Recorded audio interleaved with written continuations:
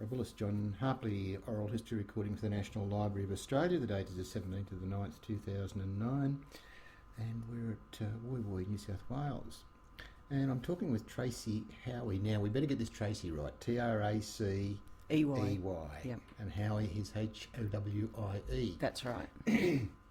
Tracey, first of all, on behalf of the National Library, thank you very much for what you've done for us, and also arranging for us to meet this wonderful woman. No. We really appreciate it. No worries. Tracey, Howie's year of birth? 1971.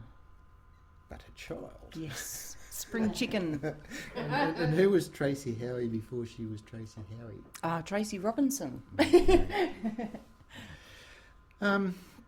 Now, again, as I said to Auntie before, if you don't want to talk about anything, that's fine, and it's just no worries here.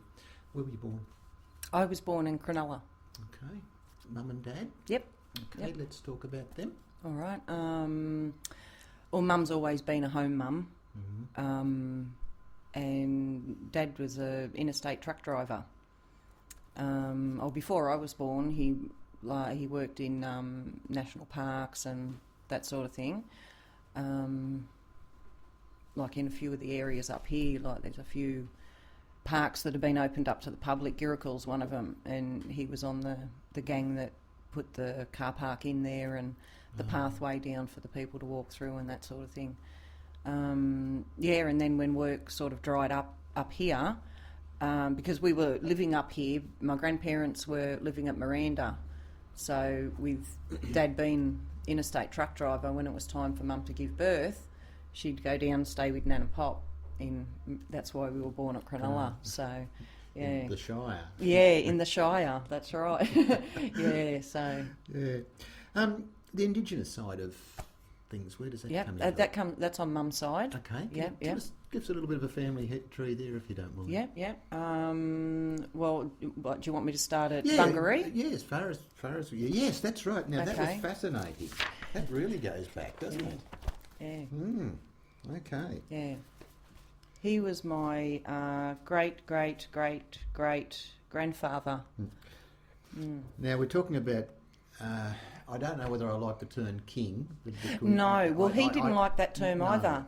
And when he was given the breastplate, King of the Blacks, he wore it for the photo, like the sketch that was done, and then after that he traded it, and that's why he was given another one, because when he turned up for the annual Parramatta meeting of all the elders down there, he didn't have a breastplate on, and they knew that they'd awarded him with one, and that's it. I don't want that. And then the next one he was given was Bungaree, chief of the Broken Bay tribe. Bungaree is the... Yes, it's Bungaree. Yeah, that's how the family pronounce. We all pronounce it Bungaree. Yeah. And we were sort of like, we were always told, it's a little bit of a family fable, I suppose you could call it, that the term Bung came from Bungaree when he was in Sydney, and all the people were then referred to as Bungs. They were all Bungaree's people, and that's so it wasn't a derogatory term at that stage. It was as a term of that's of right. praise, actually. Yeah, well, they were all Bungs. They all belonged to Bungaree. So that's that's a family fable. Yeah, that's a family fable. That's like if for like as Auntie was saying, with her not being from Bungaree, if someone was to call her that, it would be an insult to her.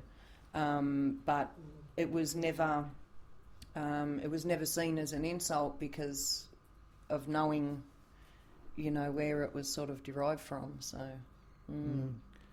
So that's the line down from Bungaree has come down. Yeah. Now I did, it traces back quite a while. So who did this tracing back?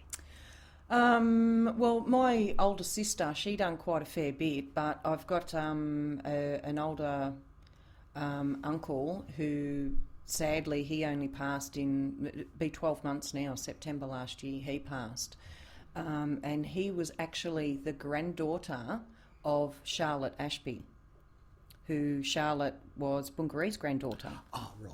Okay. Yeah. And he got to he was in his 90s when he passed, but he had like quite a lot of, family history and that sort of thing. So it was a case of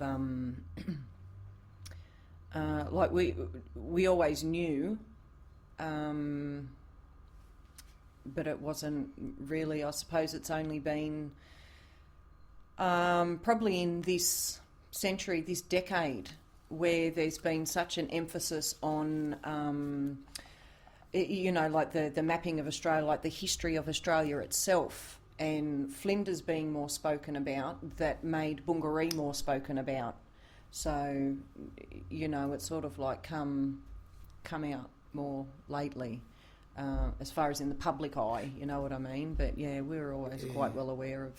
So when you were growing up, you were aware that this was your ancestry? Yeah, well, we were fully aware that that we came from him, but we didn't. Well, probably because of being children and everything else, we didn't quite know just how important he was. You know what I mean? Didn't know the amount of things that he'd done, and then it's just phenomenal for me since I've been an adult and particularly working within the education department and seeing all this literature about him and like, oh wow, like this is my pop. Yeah, so even though I didn't know him, because of being 2 centuries before me, there's still that pride there. It's a sense of who you are. Yeah. Yeah. And I just want to look at those changes because, okay, there's a sense of pride here, but let's go back a few generations, unfortunately. Yeah, very different. Okay. Was Mum proud of her Aboriginality? Yeah, she's proud of it, but it wasn't something that, was widely spoken about. Like my mum and my grandmother and that sort of thing, like where I suppose in their era they were lucky that they weren't very dark. Right, okay. So they were able to marry, have a job, keep their children and that sort of thing. So it was we spoke about it with ourselves, but it wasn't something that was, broadcasted or anything like that. Nobody outside of the family, would have really known. Yeah. Brothers and sisters? Yeah, I've got 2 older sisters and a younger brother. Yeah.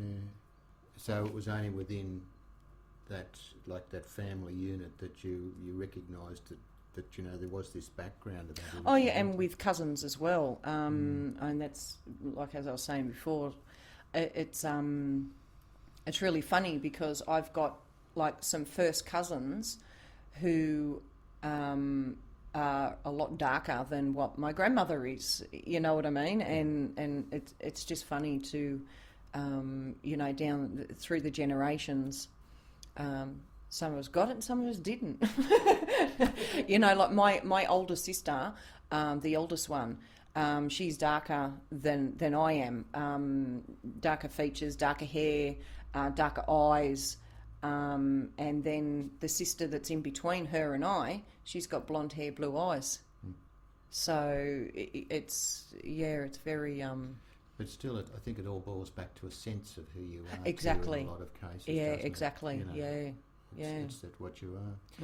When we were having a yarn out there earlier, I asked you about the discrimination. Yes. Yeah, well, unfortunately, it is a little bit difficult being having a black heart inside a white shell. Because that's pretty much like the. I know quite a lot about my culture, my family's beliefs, and that sort of thing, and It's Hello? it's really hard to Cut 'em off. be accepted. There's a lot of even my own people, like even other Aboriginal people, because their skin's darker than mine, they're racist against us, and particularly in this area here, because of the tribal war that's going on between Guring-gai and Darganjung. There are a lot of people who are supporting the Darganjung plight, and so therefore they're very, very racist against us, and discriminate against us on a daily basis, and quite openly, insult us in public and that sort of thing as well. So. Yeah, it gets quite difficult. So there is that, and I mean, this is not only in this area, and I'm aware, as you are aware, that you go to many areas in Australia. Yeah. We were talking about Kempsey, we were talking about areas even where I've just been in Geraldton and Kalbarri. It's still that same thing where you have these interaction between two language groups. Yep, as that's I prefer right. to call them. Yeah. So, but there's unfortunately the really sad part about our particular struggle here is there are true Darganjung descendants. They're not the ones that are fighting us. It's people that have come in from other areas that are controlling the land council. They're the ones that are discriminating against us, and they're not even Darganjung. They don't even have a cause to fight for. So that makes it quite difficult. But because their skin is darker than mine, the general public is more inclined to take their story over mine, which is really disheartening. So that's so fascinating, isn't it? I have never thought of that, of that black heart within a white body. Yeah. And the discrimination that comes from within your own, because of that. Yeah, I've never ever thought. That's right, and no matter how they try and bring me down or whatever, they can never take it away. Never take it away, and that's one thing that will always keep my head above water. Is that. They can't take it away. Let's trace back that feeling of the Aboriginality. Let's take you back to school. Yep. Going through school, was there any elements there that you sensed that you wanted to learn more about? Oh yeah, definitely. It was quite funny because when we were going through school, we. On paper, we weren't identified as Aboriginal students, as Aboriginal children. But whenever there was anything, and back then, there wasn't that much Aboriginal education in schools at all, really. Looking at the late 70s. That's right, early 80s. Yeah. And but there were still, I can remember when I was in high school, that there was still we had an AEA, an Aboriginal Education Assistant, and she was actually the older sister of girls that were in my year, and they were twins, and whenever she came in and done anything with that group, I'd always make sure that I'd slip my way in, and I was a runner at school, I was a sprinter, and we had quite a tight-knit group, and we were very athletic. Majority of us were Koori too. So I was always, I always found myself associated around my own people anyway, and sort of drawn towards them anyway. Even, not having, not having a subconscious thought, oh, these are my people. It was just the way that I was, just where I felt more comfortable. And thanks very much for straightening something out for me too. I didn't know whether you identified with Kuri here, because in some areas they don't. You know, you've got to be a Murray, or you've got to be, you know. Well, Kuri, the word Kuri actually comes from my language. Okay. Guri. It's actually Guri, yeah. which Guri means black man. Yeah. And that's the term Guring-gai, because, see, my tribe is Wanangani. The language is Guring-gai. And the language Guring-gai, see, we were given the name Guring-gai by Fraser in the 1860s. And how he derived that name Guring-gai was from Guri, meaning black man, and Ngai, black woman. Guri-gai, black man, black woman. Yeah. My learning curve today. Yep. Thank you. Yeah. So that's it. You know, I don't get my nose out of joint when other people call themselves Kuri, but I have this little thing inside that always triggers and says, "No, you're not." You know what I'm knowing that it's from this language group. That's right, from my language group. Yeah. Yeah. So you're going through school and you're sort of honing your way in whenever this person comes in, and there was that sense of wanting to know more. Yeah. And I was in year 10 at school, and at this stage we were living at Campbelltown in Sydney. Dad had taken a job down that way, so we had to move down that way. And I just couldn't stand being away from up here. I had to come back, and I ran away from home. And I stayed away from home for that whole entire year. I finished my schooling up here, my year 10 school certificate. And then I went, Mum and Dad were still down at Campbelltown at that stage, so I went back down, I think it was for about 12 months with them, and then we all came back up, so it was good. I came back up then. Yeah, so it was good. But after school, where did you go? After my very first job, I was a pastry cook. And that was really good. 71, just to get a year on this, you would have been what age? I was 15. 15, yeah. Okay, so that's 6... Yeah, 86. I left school in 86. Yeah, 86, yeah. Yep, okay. yep. And then, so I did start year 11, and then I left, I think it was in April, to take on my pastry cook apprenticeship, because like Mum and Dad were always, you know, pretty strict with that. We weren't allowed to leave school unless we had a job or, you know, something like that to go to.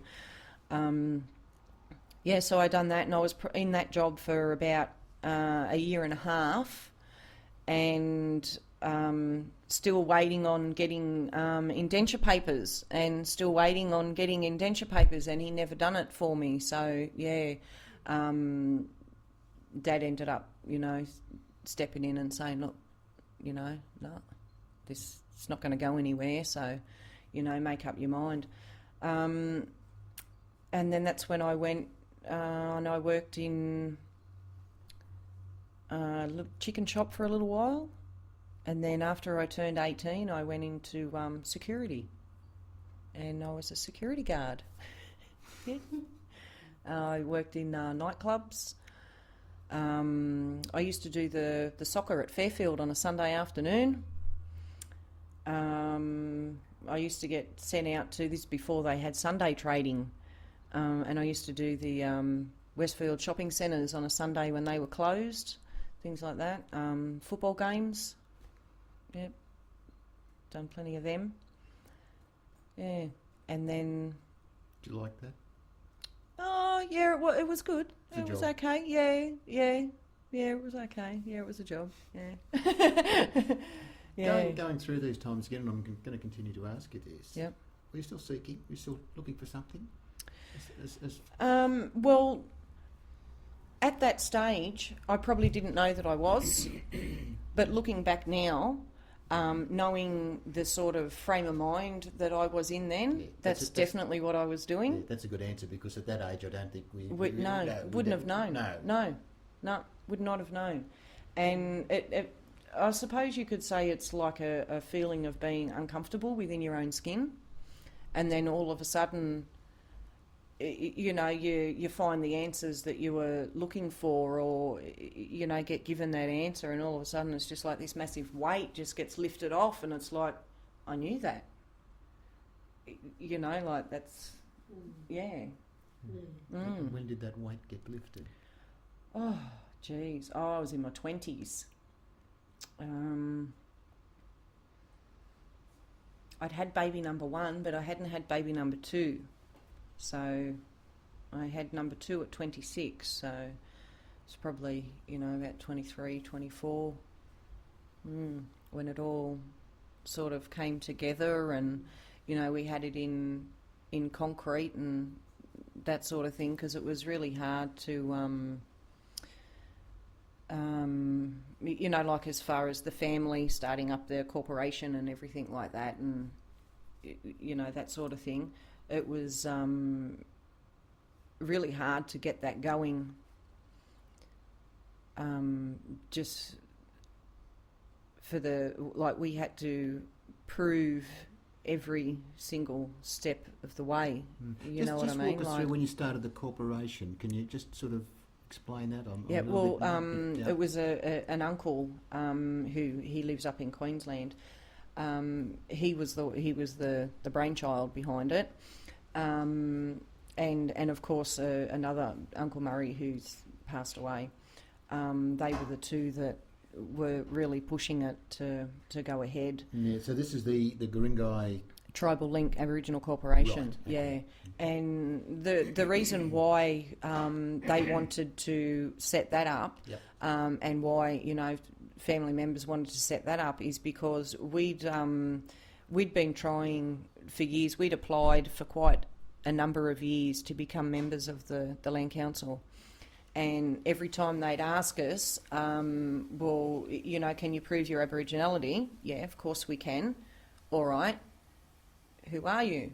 So as soon as we'd tell them who we were, no. And we were pushed away. Because we're here because the Land Council has so much control over this particular area.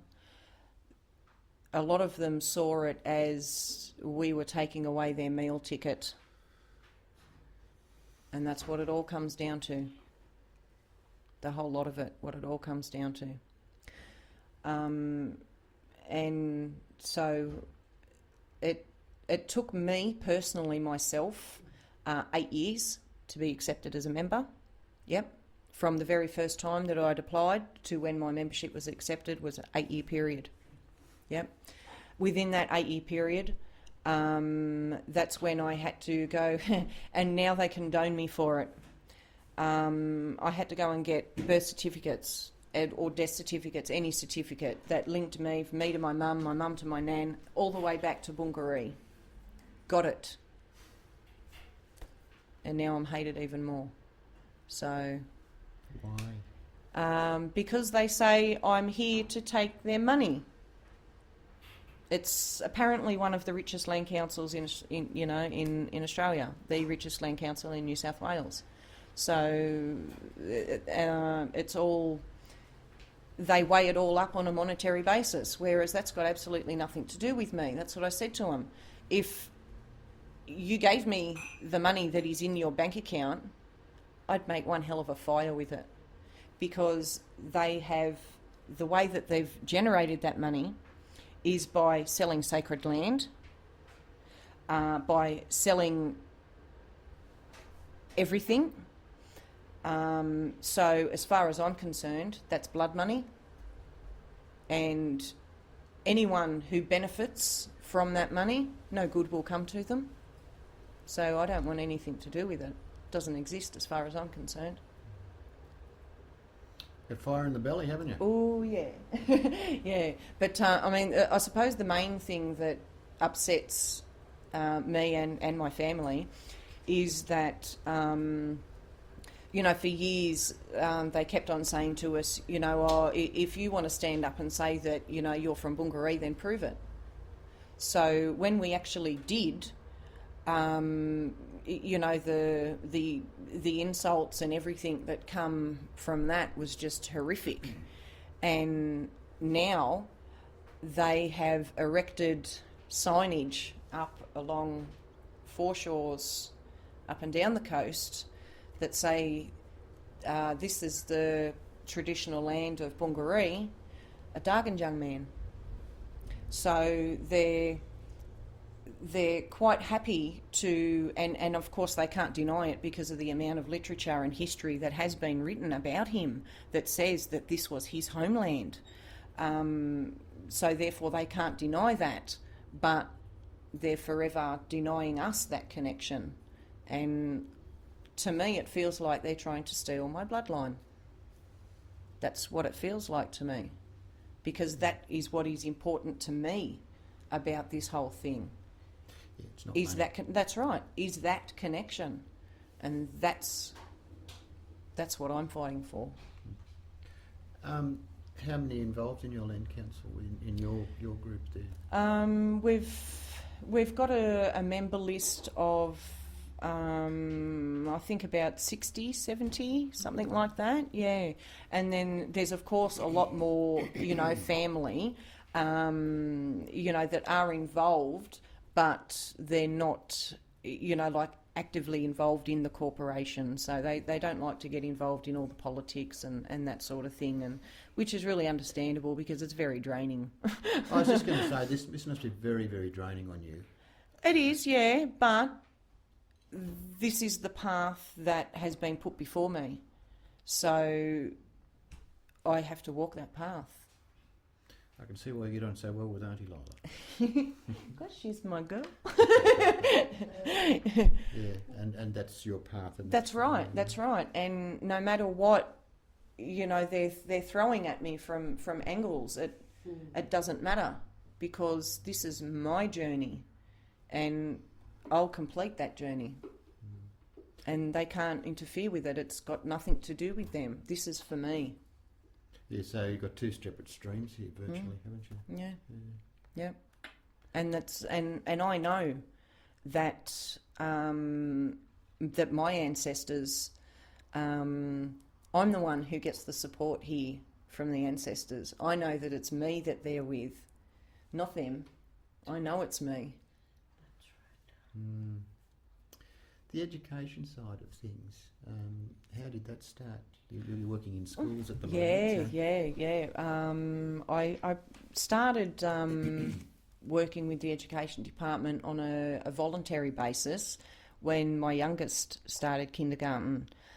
He had a little bit of learning difficulties in the beginning, so I'd go in there when they had reading groups and, would put in that extra bit.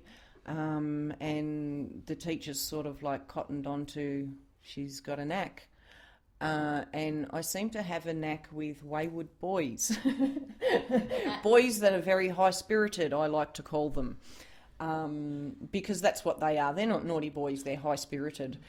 And they're the ones that I work with. They're usually, defined by a lot of different acronyms these days. But the ADD children and the ADHD and ODD and all the, different alphabets that you want to throw in there. They're mainly the boys that I work with. And actually I've just finished training on a new program, which is for accelerated literacy, to teach children that are way below the national benchmark to get up to the stage that their peers are at, and that's been pretty successful. So you're doing the autism one as well? No, I haven't. I haven't gone into that one. I have been asked, if I wanted to go in to have that more extra bit of training, but it's sort of always popped up when I've had something else, So, so you're full time within the education department now? Well, yeah, as of next week, because she's wrote me in more. And she'll have a chuckle about that when she hears it. Because I have to run the corporation as well. I started just doing 3 hours a day, like 5 days a week. This term that started, and then because we've had like this new program, multi-lit program that's been introduced, and we've got our Kabali Day coming up soon. I'm, having to put in more hours to get all of that up to speed. So apparently now for the rest of the term I'll be there all day. So yeah, but You're I'm there doing 5 anything days. with kuriculture within the schools? Yeah, through the corporation, I go to a lot of different schools. I've been, quite a few, probably over a dozen, and the Catholic system as well as the private system. It's usually around NAIDOC that they ask us to come in. It's family history talks. I do quite a lot of family history talks, and it's really good because they say, "Oh, we've got an hour. Can you fill that?" I can fill that just on Bungaree, so don't you worry about that. So it's really good having such interesting people in your family. Yeah. But bush tucker talks and things like that, I go into schools and do that. So it's all there. It's yeah.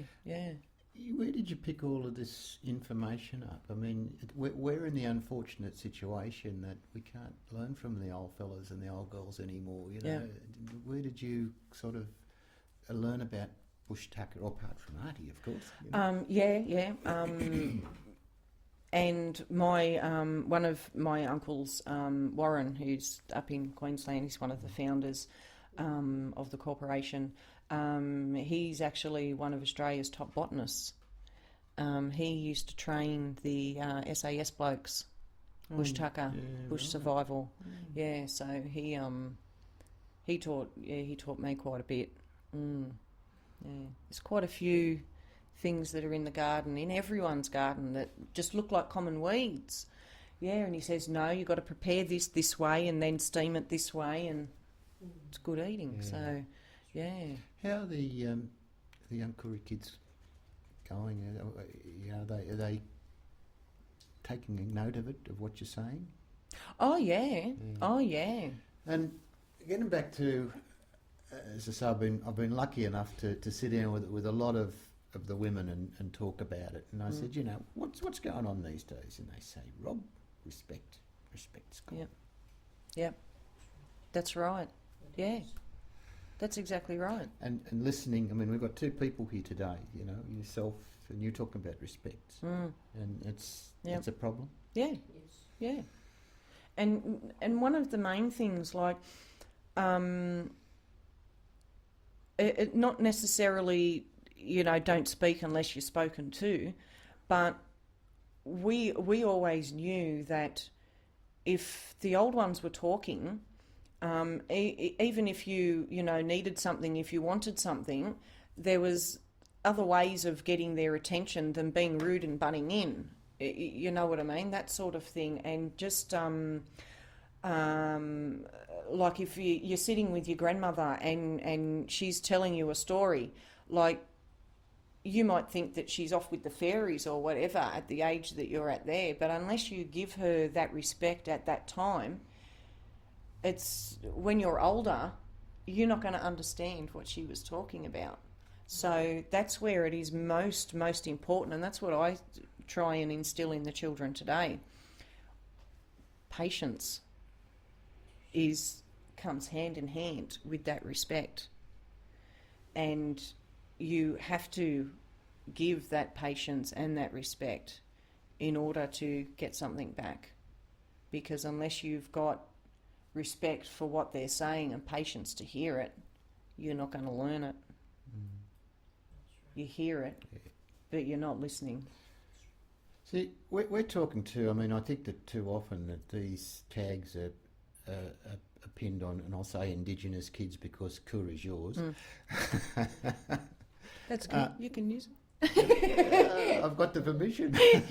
But I mean, we're talking all sorts of kids these days. And it's just because, sometimes Indigenous kids are singled out. Yeah. But do you think within that, say, the Koori kids here, that if they could develop that love, that passion for that culture that you have, it would make a bit of a difference? Oh, yeah. And is it the second part of that double barrel question is Is it possible? Of course it is. How? Patience, respect. Good, First getting thing. back to what you said. That's right. Yeah. Patience and respect.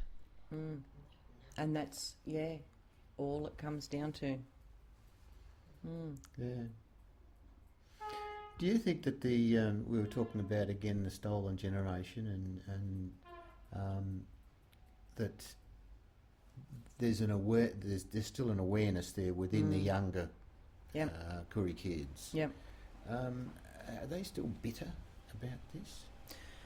I don't necessarily think that that they're bitter, like particularly I'm talking primary school age. Because there are still children that, are in the high school system that may not have witnessed it. Of course, they wouldn't have witnessed it, but they're still old enough to have heard the stories from their grandparents who lived it. They're... but the younger ones, no, I don't think so. It's not the ones that I've sort of come across anyway. And really that's, speaking for this area here, of course there'd, probably be, in other areas. Every area is different. Yeah, that's right, poor little fellas that still are. Yeah. The other thing that actually I have to go out and actually follow up on some of the people that I did interview for the BTH, for the Bringing Them Home project, and ask them this question. What did Rudd's apology mean to you? Yeah. Too little, too late. Because even though my grandmother wasn't stolen, as I was saying before, Charlotte, who's Bungari's granddaughter, when her white husband, he died, her land was, like the land that was theirs, was taken off her, and so were her two youngest children. Thankfully, I was from her first child. These two youngest ones we've never ever found. They were put into the Benevolent Society in Sydney, and we never saw them again. And there's no record of them ever leaving the institution. So we don't know what happened there. If their names were changed, we don't know what they were changed to or anything like that. So I mean, we do have that element there. But what was stolen from me? My language, my culture, my song, my dance, my dream time. That was all stolen because we weren't allowed to have it.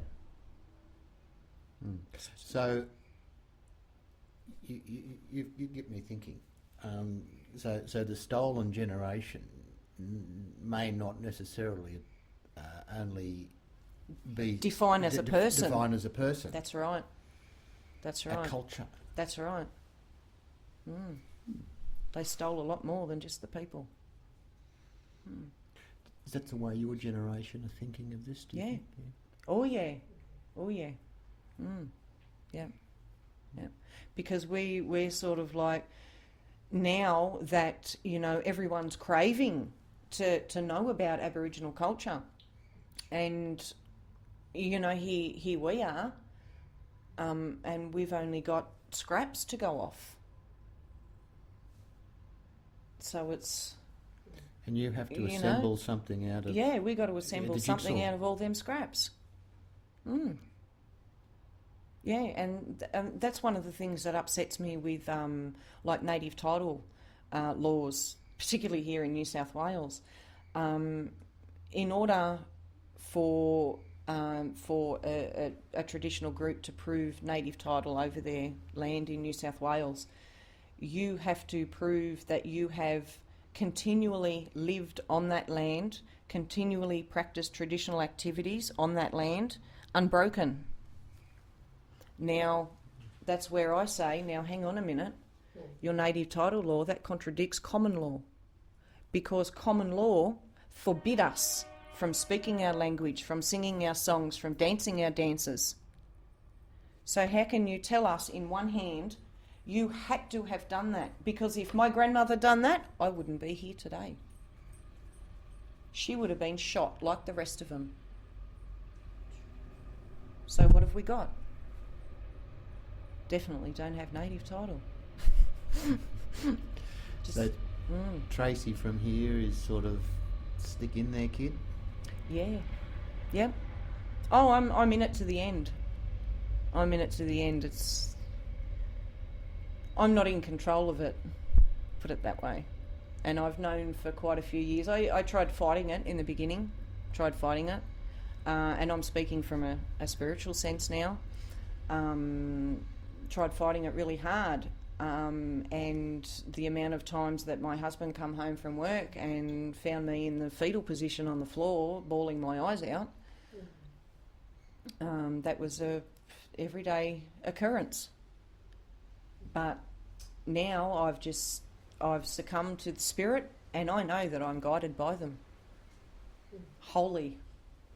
And as I said before, that's what keeps me above water, because I know it's me they're guiding. I'm the one who's got their blood. I'm the one. I think that's a good place to leave it. Tracey, on behalf of the National Library, thank you so much. You're welcome.